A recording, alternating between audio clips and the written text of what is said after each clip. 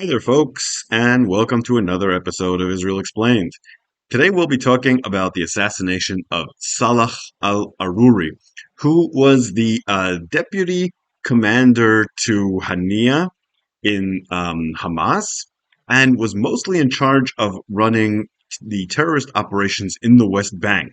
So he could be seen as really the key person in creating what has basically been a third intifada that started in the West Bank early in 2023, which, in my opinion, has reached its crescendo now in Gaza. So, a person who's done an incredible amount of harm to Israel was assassinated by the IDF, although Israel hasn't taken credit for it. I saw one former Israeli commander joke that it was a great operation done by the Air Force of Luxembourg, because you're not allowed to say that Israel committed this on Israeli media, although everyone knows that Israel is the one that did it. So it was a very precise, targeted operation. This individual, along with six other Hamas members, was in an apartment in Beirut in the Dahia quarter. The Dahia quarter is the famous Hezbollah Shiite neighborhood in Beirut. The third floor apartment, which they were in, was obliterated by a missile. The rest of the house was still standing. So it was very successful in that regard, taking out the terrorists and taking out no one else. Some important information about alArouri. We're talking about someone who was arrested several times by Israel, like so many of these terrorists. He was released as not a direct part of the Shalit deal, but in relation to the Shalit deal. So he was released a little bit before the Shalit deal in order to build goodwill between Israel and Hamas before the deal. And it's believed that he assisted in making that deal. Um, Perhaps the person Israel regrets releasing the most, aside from Yehya Sinwar himself. Now, in terms of internal Hamas politics, this person is a big rival to both Sinwar and Hania, who he's officially the deputy of. He saw himself as the next person to take over Hamas. That was his ambition. And he used his close ties with Hezbollah and Iran to do that. Indeed, of all Hamas members, he's believed to have the closest relationship with Hezbollah and one of the closest with Iran. And he cultivated that carefully when he was in Beirut.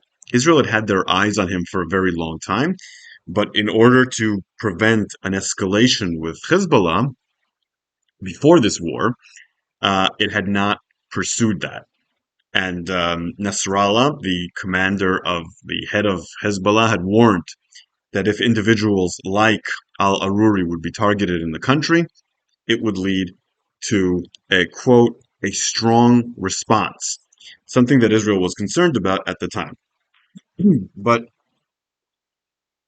with the war going between Israel and Hezbollah, entire cities and villages in the north evacuated from people, and anti-tank missiles and rockets being fired into Israel, not to mention drones being sent into Israel on a daily basis, it's a lot less concerned. And, of course, Israel has vowed that it will take out anyone involved in planning October 7th, and the Hamas military leadership in general.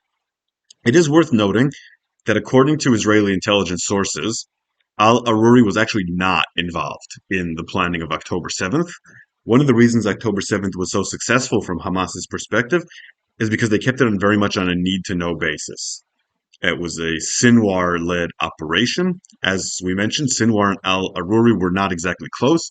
They're rivals. alArouri didn't have any authority in Gaza. His authority was in the West Bank. So he was told about it when it was about to start or after it started, but he wasn't involved actually in the planning. Now there were some rumors and there was some talk that this was a coordination plan with the Iranian Revolutionary Guard, the IRGC, but that doesn't appear to have been true. Um, so at the beginning, people were saying maybe Hezbollah members had been killed, maybe IRGC members had been killed. That does not appear to have happened. It looks like all seven, the people who were killed, are Hamas members, and all are involved in al-Arouri's coordination, where he gets money um, from Iran and uses that in order to destabilize the West Bank. So on an operational level, this won't have much of an effect on Gaza. That's not his place of responsibility, but it could have a major effect on the West Bank. It's not clear if Hamas has anyone else who has the ties, the connections, and the know-how to run the West Bank as effectively as al-Arouri has. He really rebuilt Hamas in the West Bank after it had been shattered by Israel during the Second Intifada, during Operation Defensive Shield, launched by Ariel Sharon at the end of that war. So there's been a lot of questions about whether this assassination was a good idea. There are a few problems with this assassination. The two major risks that Israel took when it decided to do this were A, an escalation with Hezbollah, and B, that it would derail the talks on the hostages. So those are the two major arguments against this assassination, and we'll talk about both. So Hamas has declared that it's ending all talks on hostages as a result of this. So on the face of it, this assassination has harmed the effort to get the hostages released. I would say that that is probably not the case, that it's harmed it in any significant way. Why? Two reasons. One, talks over the hostages were not going particularly well. There was a little bit of a breakthrough yesterday when Sinwar agreed to start talking about a 20 to 30-day cessation of hostilities instead of holding out for the end of the war.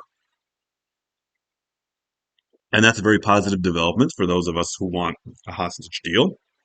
But all sources, Israeli, Qatari, Hamas, were saying the same thing, that we're weeks away from getting a deal if there even will be a deal.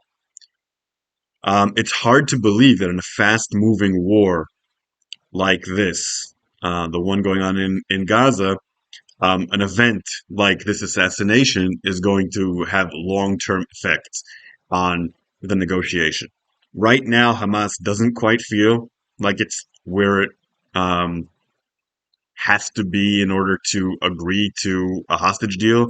It's not quite on the back foot to the extent that they would agree to that. Israel doesn't like the terms that Hamas is suggesting. Some of the worst terrorists to be released, and a 30-day pause, which is more than Israel wants. So they weren't quite at the meeting point anyway. As the war continues, if they get to the point where it's worth it for both sides, they will agree to it. I can't see this having long-term effects on it. I even can't see this stopping the talks for real. I think that talks will continue behind the scenes. So my guess is this will have no real effect on that. As far as the war with Hezbollah is concerned, I don't think this changes their calculation much either. They still want to appear to be involved, but they don't want a full war. And if anyone thinks that they're taking this more seriously, and this bothers them more than the assassination of Mousavi, the Iranian official, then they're wrong. Hamas is an ally under their protection, but Iran is their sponsor. So what they really want to avenge, if they're going to avenge anything, is the Mousavi assassination. This one, alArouri, I don't think it's going to change Hezbollah's calculation all that much. I know assassination is going to make them want a major war right now, considering the price that they would pay in Lebanese politics. So I don't think that there's going to be any dramatic consequences from this, and it may be worth it just for the amount that it will disrupt Hamas terrorism in the West Bank. Of course, have no illusions, that will all continue. So it's important to look at this operation in context. Um, a lot of Israeli politicians, including Benjamin Netanyahu and a lot of officials like the head of the Mossad, have said that everyone involved in planning October 7th and the entire leadership of Hamas are basically the walking dead. They're dead men walking. Benjamin Netanyahu has said, quote, I have instructed the Mossad to act against the heads of Hamas wherever they are. And what happened in Lebanon is just one part of the many moving pieces in this operation, most of which we have absolutely no idea about whatsoever, because this stuff is the most top secret that you can imagine. But we got another glimpse, another possible glimpse at what Israel is doing through what may have been a major failure on Israel, which they'll be happy is no longer in the headlines because of this successful assassination. Um, 33 individuals were in Turkey on suspicion that they're working for the Mossad. They were arrested by Turkey's National Intelligence Organization, known as the MIT. No, not the Massachusetts Institute for Technology, and the Counterterrorism Bureau of the Istanbul Prosecutor's Office. Um, and they've been accused of plotting to kidnap individuals, assassinate individuals in Turkey. It's unclear if they really are Mossad agents, but the Wall Street Journal did publish an article a few weeks ago talking about Israeli preparations, agents, and assets that they deployed in several countries where Hamas leadership is located, including Turkey. So it certainly could be that. It could also be a political attempt by Erdogan to win points and appear to be helping Hamas. I don't know at this point which one. If I hear anything about it, I'll update you. But Israel was planning, or may still be planning, to assassinate Hamas leaders in Turkey. In the past, they'd avoided that because they didn't want relations with Turkey to deteriorate. If you remember, Israel had terrible relations with Turkey under Erdogan early on. Then there was a warm up of relations. Now it's terrible again.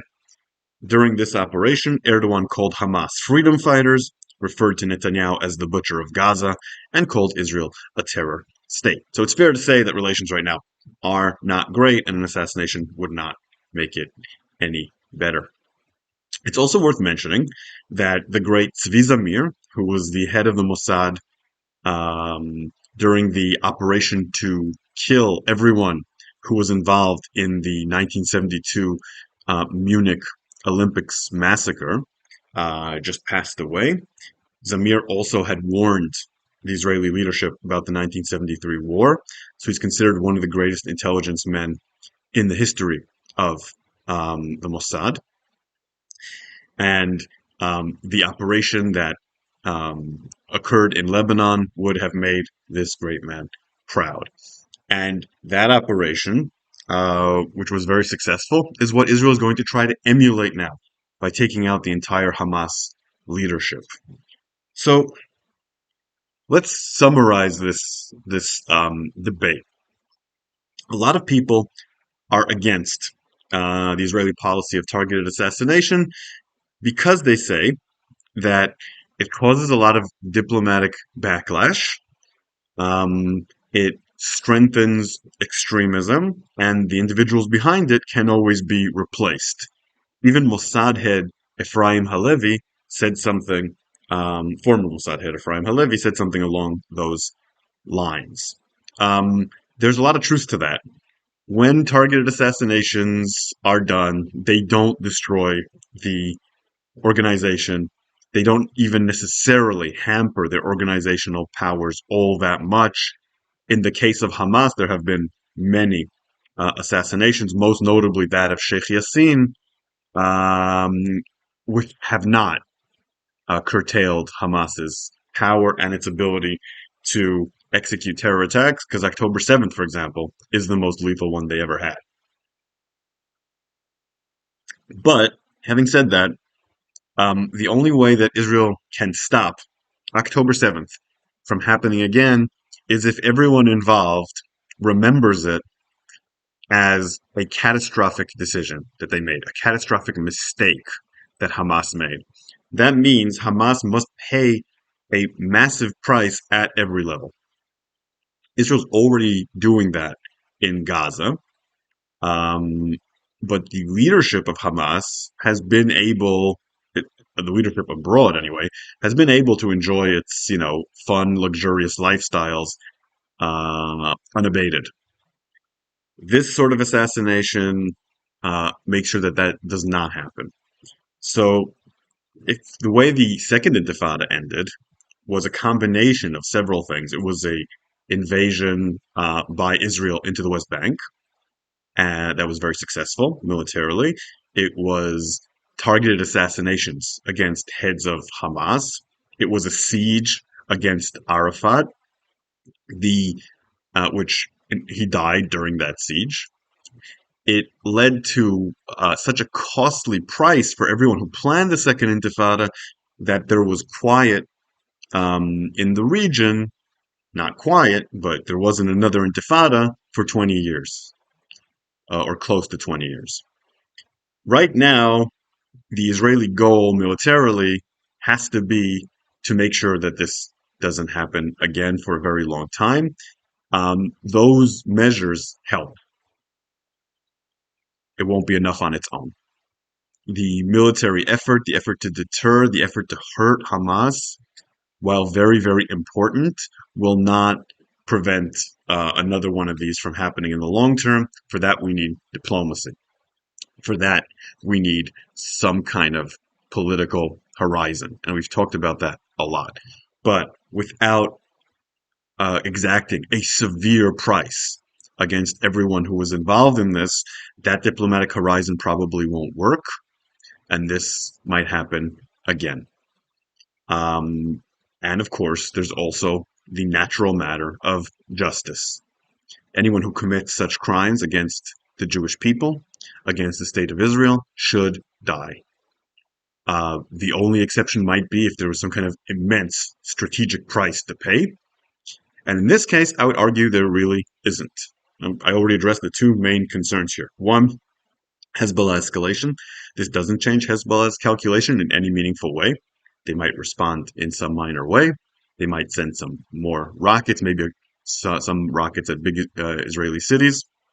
And the other is the negotiation over the hostages, which I believe may not even have been delayed by this. So ultimately, this sort of assassination, other assassinations of its kind, are an important part of the war effort and deterrence against Israel's enemies. Okay, I had a lot of comments on my last episode, but no questions. So I won't be answering any of those today. But thank you for everyone who viewed it. It got the most views of any video that I've done so far. If you like what I do here, consider supporting me on Patreon at Shael Media. Consider listening to my podcast, History of the Land of Israel. And I will see you here tomorrow on another.